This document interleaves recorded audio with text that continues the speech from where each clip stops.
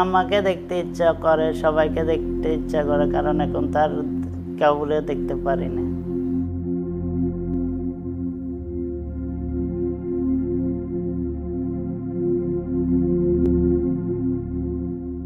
প্রথমে চাঁদের থেকে পুলিশে গুলি করছে, যাত্রাবাড়ির থানা চাঁদের থেকে ডাইরেক্ট পায়ে ইয়ে আঘাত করছে গুলি।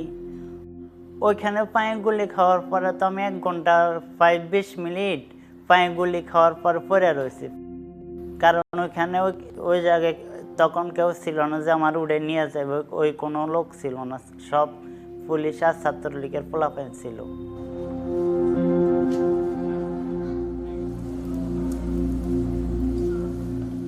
দুটা পুলিশ আসে আমার কাছে, প্রায় 10 হাত দূর হবে, এতটুক দূরে। আমি ওদেরকে বারবার না করছি যে আর গুলি করতে না, পরে আমি না করার পরে আমার সিডা গুলি করছে, চোখ ভরা করছে প্রথমে, পরে চোখে মারার পরে আর কিছু দেখতে পারি নাই। পরে একটা আঙ্গুল দিয়ে দেখি যে 2টা দাঁত পড়ে গেছে, দাঁত ভাঙ্গি, দাঁতের গালে দিয়ে রক্ত, মুখ টুক সব ভাসি গেছে রক্ততে।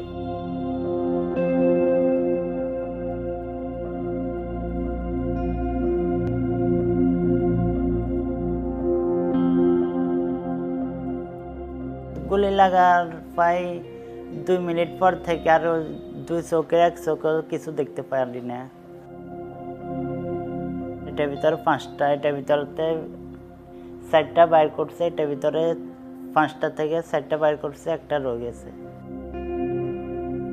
2 চোখে তো 1 চোখেও দেখতে পারিনি, এটা সম্ভব না। ডাক্তার এটা বলছে, কিছুটা ট্রিটমেন্ট করছে, করার পরে তারপরও অতটুকু ইস্যু দেয় নাই যে দেখবো কিনা।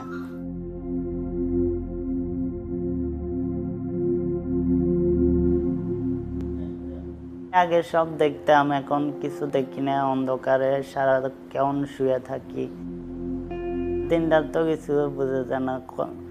মাঝে মধ্যে এটাও বলতে পারি না কয়টা বাজে, অনেক রাতে 3টা বাজে উঠি, ভাবি এখন মনে হয় দুপুর হয়ে গেছে, এটা মনে হয়, কারণ ঘড়ির টাইম দেখি না, কিছু দেখি না। আমাকে দেখতে ইচ্ছা করে, সবাইকে দেখতে ইচ্ছা করে, কারণ এখন তার কাউরে দেখতে পারি না। ওদের কথার অনুভূতিটাই শুধু বুঝতে পারি না। আগে তো কখনো এটা কল্পনা করি নাই যে কোনো এক সময় আমার এরকম হবে।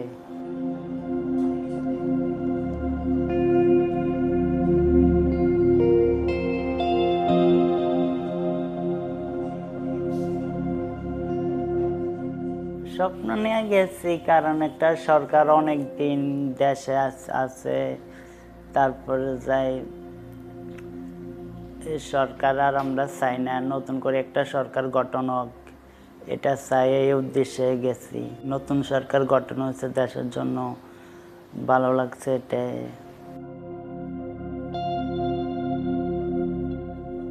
এখন তো আমার এই অবস্থা, আমার ছোট ভাই আছে, আমার বড় 2 ভাইয়েরও সংসার টংসার আছে, তো জানি না ভবিষ্যতে আমার দিনটা কিভাবে যাইব, কি হবে।